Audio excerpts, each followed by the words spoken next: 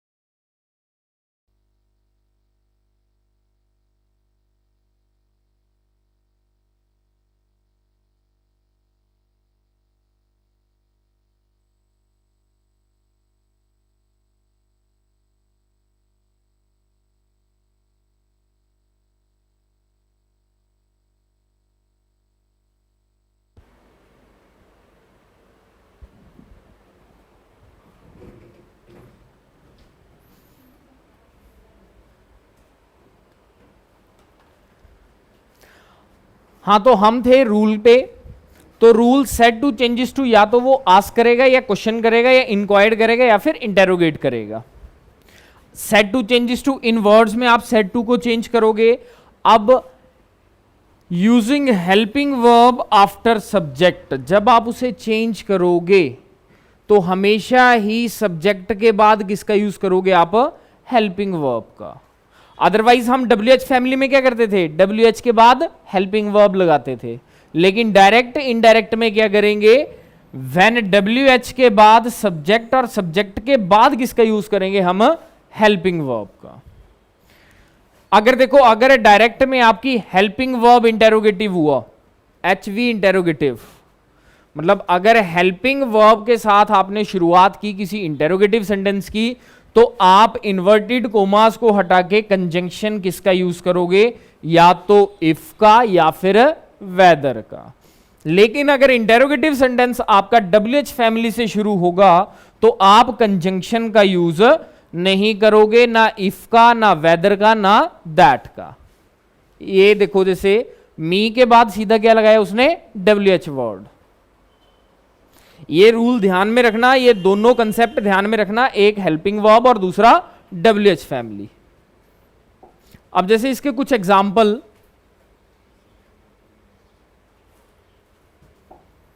पहला है he said to me do you know me. अब ये आपका डू यू इंटेरोगेटिव सेंटेंस है, लेकिन स्टार्ट किसने किया, ये हेल्पिंग वर्ब डू ने। तो जब आप इसे चेंज करोगे या तो इफ का यूज करोगे या फिर वेदर का। क्या बन जाएगा ये, he asked me if I knew him. Past present indefinite changes to past indefinite, पिछले कल वाली क्लास में करवाया था आपको। She said to him what are you doing now. WH से शुरू हुआ आपका इंटेरोगेट, तो क्या बन जाएगा, she asked him what he was doing then. Now changes to then और टेंस को चेंज करो। उसके बाद he said to him did you intend to come with me। did helping verb क्या बन गया, he asked him if he had intended to come with him। he said to her haven't you seen this movie means an apostrophe t means not। इसको वैसे int पढ़ते हैं, int। अब जब भी आप इन्वर्टेड कोमा में नोट को ऐसे देखोगे किसी भी वर्ड के साथ, आप उसे क्या प्रोनाउंस करोगे, hadn't. He asked her if she hadn't seen that movie. Hadn't means hadn't, had not. Clear है। इसके बाद जैसे ये देखो, ये sentence, he said to her madam can I help you. ये भी आपका इंटेरोगेटिव है, लेकिन उसने कैन से पहले क्या यूज कर दिया, मैडम। तो आप इसे 3 से 4 तरीके से चेंज कर सकते हो। अब मैंने आपको बताया था नेगेटिव यूज करोगे। नेगेटिव का मतलब, जैसे उसने क्या बोला, ही सेड टू हर, उसने उससे कहा मैडम क्या मैं आपकी मदद कर सकता हूं। बीच में वर्ड यूज किया मैडम, तो अब रिप्लाई आपका नेगेटिव में भी आ सकता है या पॉजिटिव में भी, ऑफ कोर्स या नॉट। तो आप कैसे उसे बोलोगे, शी सेड नो, उसने कहा नहीं। या फिर एड्रेसिंग हर, उसको एड्रेस करते हुए मैडम वर्ड से, addressing her as a madam, he asked her if he could help her. Can changes to could. या फिर ही आस्क्ड हर रिस्पेक्टफुली। अब मैडम को, मैडम करके आप किसी को बोलोगे तो मतलब रिस्पेक्ट करके बोलोगे, तो क्या बन जाएगा आपका ये, he asked her respectfully if he could help her। या फिर she answered in the negative, she answered in the negative। जैसे she said no या फिर she answered in the negative। 4 तरीके से आप इसे चेंज कर सकते हो, किसी भी एक तरीके से कर लेना, या जो ऑप्शन में होगा वो आप उठा लेना। क्लियर है। आगे